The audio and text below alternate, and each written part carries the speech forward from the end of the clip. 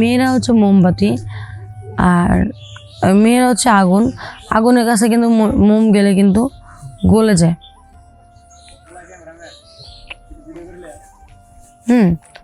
গলে যায়। তো এরকম করতে করতে এক সময় তাকে আমার কাছে টানে নিয়ে আসি। কাছে আমার যা হওয়ার, তারপর তো হয়, বুঝতেই তো পারতেছেন, সব কথা তো আর বলা যায় না। সে আমার অনেক সুখ দেয়, অনেক চাহিদা দেয়, অনেক ইয়ে করে। এরকম করে বেশ কিছুদিন কেটে যায়। আমি ওকে কাছে ডাকতাম পার্সোনালি, মাঝে মধ্যে আমি আমার রুমে নিয়ে যাইতাম, নিয়ে যাই শারীরিক চাহিদাটা মেটাইতাম। তো একদিন ভাবতে ভাবতে নিজেরা না অনেক ছোট মনে হইলো যে কী রে, ও তো আমার স্টুডেন্ট, আমি শেষ পর্যন্ত ওর সাথে এই কাজটা করলাম, এটা কি ঠিক হলো? নিজের কাছে যেন নিজেকে খুব ছোট মনে হচ্ছে। তা আমি নিজের ভুলটা না নিজে বুঝতে পারি এবং ক্ষমা চাই আল্লাহর কাছে যে আল্লাহ এরকম ভুল যেন কোনো সময় আর যেন আমার দ্বারা না হয়। তো এরকমই কিছু কিছু ঘটে যাওয়া কাহিনী হচ্ছে, আমার জীবনও হয়েছে, আরও 5টা নারীর জীবনও হয়েছে। তো তোমরা, আসসালামু আলাইকুম, আমি স্মৃতি। আমি রিসেন্টলি MA পাস করলাম। তো সরকারি জবের আশা করি আমি ঢাকায় আসি। তো ঢাকায় আসার পরে চাকরি হচ্ছে না। এখানে ইন্টারভিউ দিই, ওইখানে ইন্টারভিউ দিই, সব জায়গাতে ইন্টারভিউ দিই, কিন্তু কোনো জায়গায় আমার চাকরি হচ্ছে না। কি একটা অবস্থা। তখন আমি স্টুডেন্ট পড়ানো শুরু করি যে নিজে তো চলতে লাগবে, চাকরি বাকরি যদি না হয়, স্টুডেন্ট পড়াই, সংসারটা চালাই বা ফ্যামিলিকে চালাই, ফ্যামিলির পাশে দাঁড়াই। তো এরকম করতে করতে ইন্টারে পরে একটা ছেলে আমার খুব পছন্দ হয়, খুব তাকে ভালো লাগে, তার অ্যাটিটিউড, তার সব কিছু আমার খুব ভালো লাগে। কিন্তু এটা প্রেমও না যে তার সাথে সংসার করব, তাও না। কিন্তু শুধু তাকে কাছে পেতে ইচ্ছা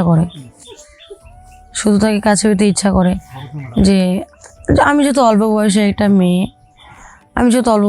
আমারও তো ইচ্ছা আছে না, আমারও তো ইচ্ছা থাকতে পারে যে আমি কারোর সাথে মিলন হই বা আমার শারীরিক চাহিদাটা মিটাই। এরকম করতে করতে অনেক দিন কাটে যায়। একদিন ক্লাসের মধ্যে তা আমি ওকে বললাম, আমার শরীরটা আর কি ভিজে গেছে, তা আমি হাত দিয়ে লাগাল পাচ্ছিলাম না। তো ওরে বললাম যে শোনো তো, আমার পিঠটা একটু মুছে দাও তো। তারপরে আমার ভিতরে একটা আলাদা একটা ফিলিংস চলে আসে, মনে হয় যে কি জানি, তাকে পাইলে আমি ছিঁড়ে খাই, এরকম কিছু একটা মনে হয়। তো এরকম করতে ও আমার প্রতি আকৃষ্ট হয়ে যায়। যেহেতু মেয়েরা হচ্ছে মোমবাতি আর মেয়েরা হচ্ছে আগুন। আগুনের কাছে কিন্তু মোম গেলে কিন্তু গলে যায়।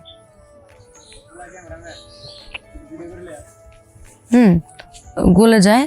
তো এরকম করতে করতে এক সময় তাকে আমার কাছে টানে নিয়ে আসি। কাছে আমার যা হওয়ার, তারপর তো হয়, বুঝতেই তো পারতেছেন, সব কথা তো আর বলা যায় না। সে আমার অনেক সুখ দেয়, অনেক চাহিদা দেয়, অনেক ইয়ে করে। এরকম করে বেশ কিছুদিন কেটে যায়। আমি ওকে কাছে ডাকতাম পার্সোনালি, মাঝে মধ্যে আমি আমার রুমে নিয়ে যাইতাম, নিয়ে যাই শারীরিক চাহিদাটা মেটাইতাম। তো একদিন ভাবতে ভাবতে নিজেরা না অনেক ছোট মনে হইলো যে কী রে, ও তো আমার স্টুডেন্ট, আমি শেষ পর্যন্ত ওর সাথে এই কাজটা করলাম, এটা কি ঠিক হলো? নিজের কাছে যেন নিজেকে খুব ছোট মনে হচ্ছে। তা আমি নিজের ভুলটা না নিজে বুঝতে পারি এবং ক্ষমা চাই আল্লাহর কাছে যে আল্লাহ এরকম ভুল যেন কোনো সময় আর যেন আমার দ্বারা না হয়। তো এরকমই কিছু কিছু ঘটে যাওয়া কাহিনী হচ্ছে, আমার জীবনও হয়েছে, আরও 5টা নারীর জীবনও হয়েছে। তো তোমরা, স্টুডেন্ট হচ্ছে সন্তানের মতন। একটা শিক্ষক যখন একটা স্টুডেন্টকে একটা ওয়ার্ড বা একটা অক্ষর শেখায়, তখন কিন্তু সে মায়ের মতন, মা যেরকম ছোটো থেকে লালন পালন করে, কষ্ট করে মানুষ করে, ভাষা শেখায়, ভাত খাওয়ানো শেখায়, কথায়, তারপরে হাঁটা চলা শেখায়, সেরকম কিন্তু স্টুডেন্টরাও। মা বাবা দেয় ঘরের শিক্ষা, শিক্ষকরা দেয় বাইরের শিক্ষা, কীভাবে জগতে চলতে হবে, কীভাবে। তো সেক্ষেত্রে সেই অনুযায়ী আমি এটা অনেক ভুল কাজ করছি। তো এরকম যেন অনেক শিক্ষকরা আছে, অনেক শিক্ষার্থীদের প্রতি আকৃষ্ট হয়ে যান, ভালো লাগে।